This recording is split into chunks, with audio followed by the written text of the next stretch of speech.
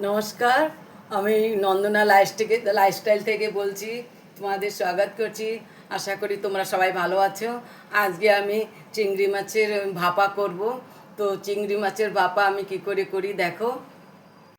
প্রথমে আমার কাছে এখানে চিংড়ি মাছ রয়েছে, ভালো করে কেটে পরিষ্কার করে নিয়েছি। এখানে বেশি নেই, 150 গ্রাম চিংড়ি মাছে। তো আমি এটাকে আজকে ভাপে করছি। তোমাদের এর আগে মালাইকারিও দেখেছিলাম, তো আজকে ভাপে করছি। তো অনেকে তো চিংড়ি মাছ ভাপাটা কাঁচাও বানায়। তো আমি বেশি অত ফ্রেশ তো পাওয়া যায় না, সেজন্য কাঁচা বানাচ্ছি না, একটুখানি হালকা ফ্রাই করে নেবো হালকা। তাহলে কি হয়, সব অনেকটা মনে হয় না কাঁচা কাঁচা রয়েছে সেই জিনিসটা। জন্য আমি একটু নুন হলুদ দিয়ে হালকা ফ্রাই করে নেবো। তো আমি একটু হলুদ দিয়ে দিচ্ছি, এর মধ্যে একটুখানি হলুদ দিয়ে দিচ্ছি। প্রনটার মধ্যে চিংড়ি মাছের মধ্যে একটু হলুদ দিচ্ছি, আর একটুখানি নুন দিয়ে দেবো। নুন দিয়ে চিংড়ি মাছটাকে অল্প করে একদম হালকা, মানে কোনো ज़्यादा বেশি ওই করবো না, একটু তেল দিয়ে দিই। জাস্ট একটা কাঁচার একটা স্মেলটা চলে যায়, বাস এটা। তো এবারে আমি এটাকে নেড়ে নিয়ে 2 মিনিটের মধ্যে নামিয়ে দেবো। তেলটা আমার গরম হয়ে গেছে, ফ্রাই প্যানটা। তো আমি এর মধ্যে ঢেলে দিচ্ছি।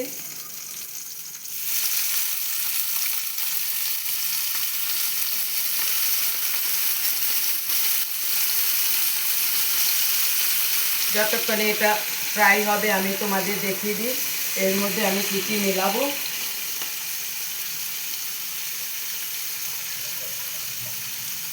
এর মধ্যে আমি এখানে আমার সর্ষে, পোস্ত আর নারকেল, এত বড় একটা টুকরো নারকেল আছে, আর 1 চামচের বেশি সর্ষে আছে, আর 1 চামচের বেশি আমার পোস্ত আছে। তো সর্ষে, পোস্ত আর নারকেল দিয়ে এতটা পেস্ট হয়েছে, আমার 150 গ্রামের চিংড়ি মাছের জন্য যথেষ্ট। এর মধ্যে আমি ঢেলে দিচ্ছি।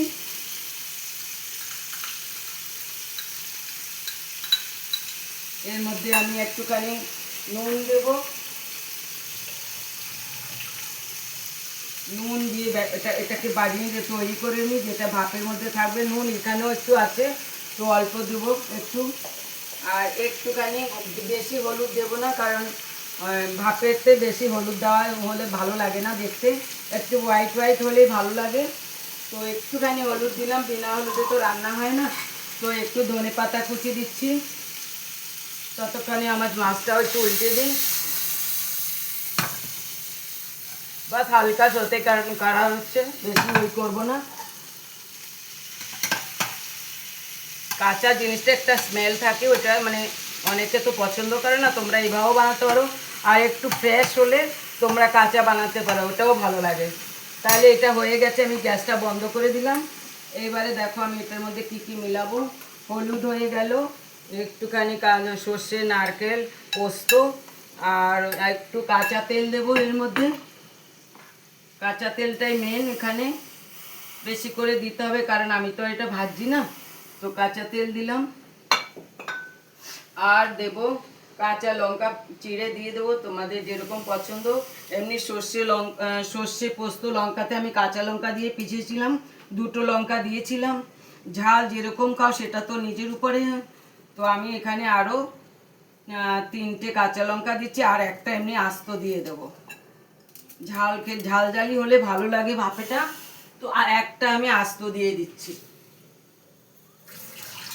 এই যে দিয়ে দিলাম, এটা এবারে মিলিয়ে নিই ভালো করে। কতখানি চিংড়ি মাছটা দেখো মিলিয়ে নিয়েছি এতে। আর এতে আমি একটা জিনিস আরও দেবো, তোমাদের দেখাচ্ছি। চিংড়ি মাছটা এখানে করে দিলাম। এর মধ্যে আমি একটুখানি কাসুন্দি দেবো। যদি তোমাদের কাছে কাসুন্দি না থাকে একটুখানি, তাহলে কি করবে, সর্ষের তেলটা একটু বেশি দেবে, একটু ঝাঁঝ হলে ভালো লাগে। না তো 2 চামচ দই দিলেও একটু একটু টক টক হলে ভালো লাগে, 2 চামচ দই দিলেও হবে। এই যে 1 চামচ, 2 চামচ আমি কাসুন্দি দিলাম।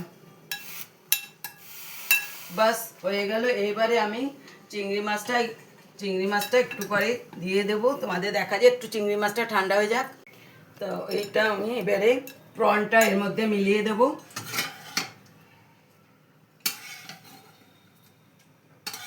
তোমরা কাঁচাও করতে পারো, এই আর কি, একটু ফ্রেশ হলে ভালোই হয়। তো বাস ভাপে তো নর্মালি সব কাঁচাই হয়, যেমনি ইলিশ মাছ এগুলি নর্মালি সব কাঁচাই হয়। যাই হোক, আমি একটুখানি ওই করে না সতে করে নিলাম, এই তেলটা ওর মতো দিয়ে দেবো, কারণ এতে চিংড়ি মাছের যে ওটা গন্ধটা ভালো লাগবে। এবারে আমি এটারে মিক্স করে নিচ্ছি ভালোভাবে। তেল সব দিয়ে দিয়েছি। তোমরা চাইলে একটুখানি চিনি দিতে পারো, অল্প একটু, বাস আমিও দিয়ে দিলাম একটু চিনি। বাঙালিদের রান্না একটু চিনি দিলে ভালোই লাগে, সর্ষে পোস্ত। এবারে এই যে একটা ওই নিলাম তোমার টিফিন, এটার মধ্যে এবারে ঢাকনা বন্ধ টিফিন নিলাম, এর মধ্যে ভালো করে মিলিয়ে নিয়ে এটার মধ্যে দিয়ে দিলাম। তেলটা একটু বেশি দিতে হবে, কারণ ভাপা জিনিসটা তো এতে তো বেশি জল দেওয়া যাবে না। তো যেটা যেরকম নিয়ম সেই হিসাবে আমাদের তো রান্না করতে হয়। ভাপেতে একটু তেল দিলে ঝাঁসটা ভালো হয় আর টেস্টটাও খুব ভালো হয়। তো আমি এটা ধুয়ে একটুখানি আরও জল দিয়ে দিচ্ছি, কারণ এটা তো সিদ্ধ হতে হবে একটু ভালোভাবে। তো এই ঢাকনা তো বারে বারে খোলা যাবে না, সেই জন্য একটু আরও জল দিয়ে টিফিনটাকে আমি বসিয়ে দিচ্ছি। বাস একটু গাঢ় গাঢ় হবে, আর দেবো না। এবারে আমি ঢাকনাটা বন্ধ করে নুন টুন তোমরা নিজের হিসাবে টেস্ট করে দিতে পারো। এইভাবে আমি এইটাকে বন্ধ করে আমি গ্যাসে বসিয়ে দিয়েছি কড়াইটা। এই যে এইভাবে একটা এমন কড়াই নেবে, তোমাদের কাছে যদি ভাপওয়ালা বাসন থাকে তাহলে তো ভালোই। এইবারে এমনভাবে বাসনটা দেবে যেন এইভাবে টাইট হয়ে বসে থাকে। স্ট্যান্ড হলে, আমি এমনভাবে বাসন নিয়েছি যেমনি তোমার ঢাকনাটা একদম টাইট হয়ে রয়েছে। এবারে এটা একটুখানি 10 মিনিট তো লাগবেই, তারপরে দেখবো। ঢাকনাটা সরিয়ে দেখছি, আমার 10-15 মিনিটের মতন হয়ে গেছে, কারণ ফোড়নটা তো আমি একটু ফ্রাই করে দিয়েছিলাম। তো দেখছি এবারে, এখন তো আর খোলা যাবে না, একটু ঠান্ডা হয়ে যাক, তো খুলে দেখবো। গ্যাসটা বন্ধ করে দিলাম। যতটা জল আমি ভাপের জন্য দিয়েছি শেষ হয়ে গেছে জলটা। তো এবারে আমি একটু ঠান্ডা হয়ে যাক, তো তোমাদের খুলে দেখাচ্ছি ব্যাপারটা মানে কেমন হয়েছে। তো একটু ঠান্ডা হয়ে যাক, এটা বের করে রেখে দিই, অনেক গরম। তো এটা এমনি করে বের করে রাখছি। যদি একটু মনে করি যে আবার আরও হবে, তারপরে খুলে দেখিয়ে তোমাদের আবার করিয়ে দেবো। একটু একটু ঠান্ডা হয়ে যাক, তারপরে আমি আবার করছি। টিফিনটা একটুখানি ঠান্ডা হয়ে যায়, অনেক গরম, খুলতে পারবো না। দেখো ঢাকনাটা খুলেছি, একদম এখনও অনেক গরম, একদম জিনিসটা হয়ে গেছে এইভাবে, একদম গাঢ় গাঢ় মাখো মাখো, একদম বেশি পাতলাও না বেশি গাঢ়ও না। এইভাবে ভাতের সাথে তো খুবই ভালো লাগবে। তোমাদের আমি ভাতের সাথে সার্ভ করে দেখাচ্ছি। আজকে আমার লাঞ্চ থালিতে আছে মুসুর ডাল, পেঁয়াজ দিয়ে বড়া, কাঁচা শুকনো লঙ্কা ভাজা, আর করলার ভরোয়া করেছি, আর এই তোমার প্রন ভাপা, মানে চিংড়ি মাছের ভাপা। দেখো আজকে খাওয়াটা একদম জমে যাবে। তো তোমাদের যদি আমার এই ভিডিওটা ভালো লাগে তো নিশ্চয়ই লাইক করো, শেয়ার করো, সাবস্ক্রাইব করো। তো আবার আসবো কোনো নতুন রেসিপি নিয়ে।